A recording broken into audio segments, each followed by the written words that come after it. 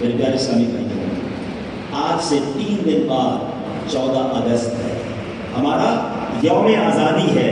یہ پاکستان کی انشاءاللہ 76ویں سالگرہ ہوگی۔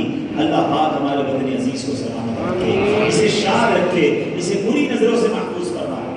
الحمدللہ پاکستان یہ اللہ کی بہت بڑی نعمت ہے۔ میرے شیخ طریقت امیر اہل سنت فرماتے ہیں کہ اسلامی احکام پر عمل کرنے کے لحاظ سے جتنی آزادی پاکستان میں ہے اتنی آزادی کسی اور ملک میں دیکھی نہیں جاتی۔ الحمدللہ پاکستان ایسا ملک ہے جہاں لاکھوں مساجد ہیں، یہاں گلی گلی محلے محلے میں مساجدیں موجود ہیں۔ پاکستان حاجیوں کا ملک ہے، ہر سال لاکھوں لاکھ حاجی اور زائرین مدینہ یہاں سے روانہ ہوتے ہیں۔ پاکستان حفاظ کرام کا ملک ہے، یہاں پر لاکھوں کی تعداد میں حافظ قرآن موجود ہیں۔ سبحان اللہ، پاکستان اولیاء کرام کی سرزمین ہے، اس سرزمین میں بے شمار اولیاء کرام جلوہ فرما ہے۔ یہاں میرے دادا حضور بھی ہیں، ہاں پاکستان میں بابا فرید ہیں، پاکستان میں عبداللہ شاہ غازی ہیں، پاکستان میں بہاؤالدین زکریا ملتانی ہیں، پاکستان میں شاہ رکن عالم ہیں، پاکستان میں لال شہباز قلندر ہیں، پاکستان میں بابا بلے شاہ ہیں، پاکستان میں پیر مہر علی شاہ صاحب بھی ہیں، اور بہت سارے اولیاء کرام آرام فرما ہیں۔ اور آگے چلو، الحمدللہ پاکستان علماء کرام کی سرزمین ہے، یہاں بہت سارے فیضان رضا تقسیم کرنے والے بڑے بڑے اولیاء کرام جلوہ فرما ہیں۔ مفتی احمد یار خان نعیمی رحمۃ اللہ علیہ یہاں ہیں، محدث اعظم پاکستان یہاں ہیں، علامہ محمد سعید کاظمی شاہ صاحب رحمۃ اللہ علیہ یہاں ہیں۔ سبحان اللہ، یہ پاکستان ہمارا اولیاء کی، علماء کی، اور سبحان اللہ عاشقان رسول کی یہ جو ہے وہ سرزمین ہے۔ ذرا غور تو کرو، یہ وطن ہمیں ملا کون سے مہینے میں ہے؟ رمضان سب سے مبارک مہینہ، اور رمضان میں بھی 27 رمضان کو پاکستان آزاد ہوا۔ یہ اللہ کا وہ انعام ہے جس کی شاید بہت سارے لوگوں کو قدر ہی نہیں ہے۔ 76 سال ہو گئے ہیں، بڑی تعداد میں لوگ تو وہ ہیں یہاں بیٹھے جو پیدا ہی پاکستان میں ہوئے ہیں، یعنی کوئی 30 سال، کوئی 40 سال، 50 سال، پاکستان 76 سال کا ماشاءاللہ اس کی آزادی کے بعد اب تک اس کی عمر ہو گئی ہے۔ تو آپ ذرا غور کریں کہ ہم نے 40 سال پاکستان میں گزارے، 30 سال گزارے، 20 سال گزارے، ہماری وجہ سے کتنوں کی اصلاح ہوئی، ہم نے وطن کی کتنی خدمت کی، یہ وطن کیوں بنا تھا یاد ہے، اس پر کیوں قربانیاں دی گئی تھی، اس کے لیے کیوں لوگوں نے وطن چھوڑا تھا؟ کبھی آپ سوچئے، دو قومی نظریہ کیا تھا؟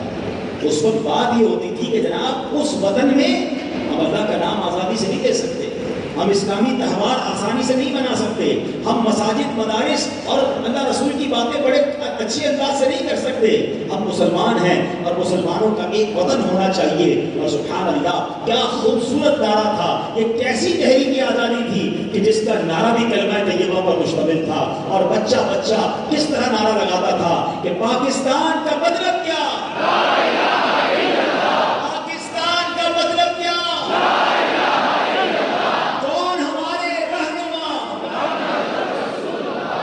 اور کیجئے جس وطن کا اسٹارٹ، جس وطن کی تحریک، جس وطن کو آزاد کرنے کے لیے جو نعرے لگتے تھے کچھ اور نہیں تھے، وہ لا الہ الا اللہ محمد رسول اللہ صلی اللہ علیہ وسلم کے نعرے سے بات آگے چلتی ہے۔ اے میرے پیارے اسلامی بھائیوں، ایک وہ مسلمان تھے کہ قید خانے میں ہوتے تھے، انہیں دیکھ کر لوگ مسلمان ہو جاتے تھے، کہ آج اب اس وطن میں آ کر ایسے مسلمان بن گئے کہ اگر مجھے کوئی غیر مسلم دیکھے تو مسلمان ہو جاتے ہیں۔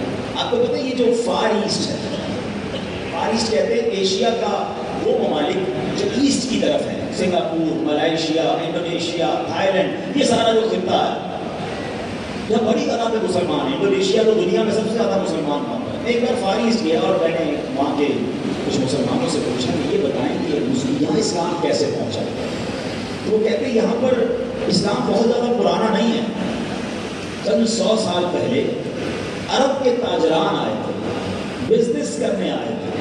ذرا غور سے سنیے گا، بڑی تعداد میں یہاں تاجران ہوں گے، یہ بیان مدنی چینل پر لائیو جا رہا ہے، میں تمام مسلمان تاجران سے بات کرنا چاہتا ہوں۔ چند 100 سال پہلے کوئی مدنی قافلہ نہیں گیا تھا، کوئی اسلام کی دعوت دینے کے لیے علماء نہیں گئے تھے، وہ کہتے بزنس مین آئے تھے، عرب سے تجار آئے تھے، ہم ان سے کاروبار کرتے تھے، رات میں آتا تھا، اجالا نہیں ہوتا تھا، مگر مسلمان کہتا تھا یہ سامان میں یہ آئٹم ہے، ہم اجالے کا انتظار نہ کرتے تھے، ایک مسلمان کہہ رہا ہے تو سچ کہہ رہا ہوگا۔ صبح اٹھ کے جب وہ چیز کھولتے تھے تو وہی ہوتی تھی جو رات کے اندھیرے میں اس نے ہمیں بیچی ہوتی تھی۔ مسلمانوں کی ایمانداری دیکھ کر، ان کی شرافت دیکھ کر، ان کے چہرے کا نور دیکھ کر، ان کی عبادتیں دیکھ کر ہم کاروبار بھی کرتے گئے اور کلمہ بھی پڑھتے گئے۔ ایک دو نہیں، ہزار دو ہزار نہیں، آج فار ایسٹ میں کروڑوں مسلمان ہیں۔ مگر وہ مسلمان کیسے بنے؟ وہ مسلمانوں کو دیکھ کر مسلمان بن گئے، بزنس مین کو دیکھ کر مسلمان بن گئے، ان کی سچائی دیکھ کر مسلمان بن گئے۔ میں اہل وطن کو پوچھنا چاہتا ہوں کہ ہم ایسے مسلمان بنے؟ پر آج تو حال یہ ہے کہ ہمارے بارے میں جس طرح کی باتیں دنیا میں ہوتی ہیں، ایک کیونکہ جو اپنے آزادی کے دن ہیں، پاکستان کے اچھے پہلو اتنے ہیں کہ میں ساری رات بیان کرتا جاؤں اور مدنی شرط ہم کرتے رہتے ہیں کہ اللہ نے پاکستان کو کتنی خوبصورتیوں سے، کتنے موسموں سے اور کن کن نعمتوں سے نوازا ہے، مگر ہمیں اپنی ترقی کے لیے اپنی کمزوریوں کو بھی دیکھنا ہوگا۔ ذرا اور کیجئے میرے پیارے اسلامی بھائیوں، ایک غیر مسلم مفکر تھا، اس نے کسی مسلمان نے کہا کہ تم اتنے صاحب عقل ہو، اتنا مطالعہ ہے، اسلام پر بڑی اس نے اسٹڈی کی ہوئی تھی، تو مسلمان کیوں نہیں ہو جاتے؟ وہ کہتا ہے کہ بات یہ ہے کہ جب میں مسلمانوں کی کتابیں پڑھتا ہوں نا، مقدس کتابیں، تو میرا جی چاہتا ہے کہ ان کتابوں کو ساری زندگی سینے سے لگایا، اور جب تمہیں پتا ہے کہ اسلام اتنا اچھا مذہب ہے تو مسلمان ہو جاؤ۔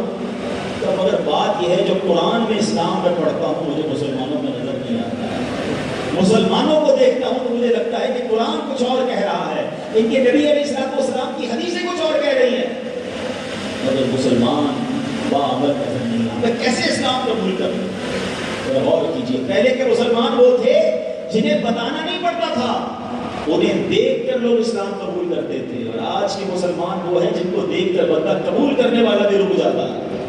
بتائیے ہم کیا کر رہے ہیں، ہم کس طرف جا رہے ہیں؟ اے میرے پیارے اسلامی بھائیوں، آپ کو یاد ہونا چاہیے کہ اللہ کریم نے ہم ایسا جو امت ہے نا، ہماری شان بیان کی ہے قرآن میں۔ قرآن مجید فرقان حمید میں ارشاد ہوتا ہے کنتم خیر امۃ اخرجت للناس تأمرون بالمعروف وتنہون عن المنکر وتؤمنون باللہ۔ قرآن کہتا ہے مسلمانوں تم بہترین امت ہو جو لوگوں کی ہدایت کے لیے ظاہر کی گئی، تم بھلائی کا حکم دیتے ہو اور برائی سے منع کرتے ہو اور اللہ پر ایمان رکھتے ہو۔ امام فخر الدین رازی رحمۃ اللہ تعالی فرماتے ہیں آیت کریمہ کا معنی یہ ہے، اے مسلمانوں لوح محفوظ میں تمہارا یہ وصف لکھا ہے کہ تم سب سے بہتر اور سب سے افضل امت ہو، اور تمہارے لائق یہی ہے کہ تم اس منصب کی حفاظت کرو، ہمیشہ اللہ پاک اور اس کے پیارے حبیب علیہ السلام کے اطاعت گزار و فرما بردار رہو۔ حضرت مفتی عبد المصطفیٰ اعظمی رحمۃ اللہ تعالی نے اس آیت کریمہ کی وضاحت کرتے ہوئے فرماتے ہیں ایک مسلمان کی زندگی کا پہلا مقصد خیر الامم یعنی بہترین امت ہونا ہے۔ مجھے ایک بات بتائیے، اگر آپ کے پاس گلاب ہے اور اس میں خوشبو نہ ہو، آپ کے پاس موتی ہو اس میں چمک نہ ہو، سورج نکلے اور اس میں روشنی نہ ہو، تو بتائیے نا وہ گلاب کس کام کا، وہ موتی کس کام کا، سورج کا پھر کیا کردار رہ جاتا؟ مجھے قرآن کہہ رہا ہے کہ میں بہترین امت ہوں، میرے اندر اگر وہ وصف ہی نہیں ہے، میں ویسا بن ہی نہیں رہا۔ اللہ اکبر، پھر سوچئے کہ یہ خیر الامم ہونے کا جو ایوارڈ ملا ہے، جو اعزاز ملا ہے، اگر ہم مسلمان ہونے کی حیثیت سے اس پر عمل ہی نہیں کر رہے، اس منصب کے جو تقاضے اسے پورا نہیں کر رہے، تو پھر یہ تو وہی بات ہوئی کہ گلاب تو ہے مگر خوشبو نہیں۔ اے میرے پیارے اسلامی بھائیوں، ہونا یہ چاہیے تھا کہ پوری دنیا کی قومیں مسلمانوں کی پیروی کرتی کہ اگر چلنا ہے تو مسلمانوں کے نقش قدم پر چلو، ان کے فٹ اسٹیپ کو فالو کرو، یہ کامیاب ترین لوگ ہیں۔ مگر قرآن کہہ رہا ہے خیر الامم، بہترین امت، اور یہ امت کسی اور کے نقش قدم پر چل رہی ہے۔ ہم نے تو آئیڈیلی کسی اور کو بنایا ہوا ہے، ہم جناب غیر مسلموں کے طریقے پر چلنے کو کمال سمجھتے ہیں، حالانکہ ہمارے اسلام میں وہ سب کچھ موجود ہے، اور ہمیں قرآن کہہ رہا ہے کنتم خیر امۃ، تم بہترین امت ہو۔ اب سوچئے بہترین بن گئے ہو نا، تو اس کے تقاضے بھی پورے کرنے ہیں۔ بہرحال میرے پیارے اسلامی بھائیوں، اب آگے چلتے ہیں کہ بہترین امت جب ہمیں قرآن نے کہا ہے تو اب اس کی فضیلت بھی کیا ہے۔ ایک بار حضرت موسیٰ کلیم اللہ علی نبینا علیہ السلام پر جب تورات شریف نازل ہوئی نا، تو آپ اس تورات شریف میں ایک امت کے فضائل پڑھے، ذرا سنیے گا، اندازہ ہوگا کہ ہم پر مہربانی کتنی بڑی کی گئی ہے، مجھ پر اور آپ پر احسان کتنا بڑا کیا گیا ہے۔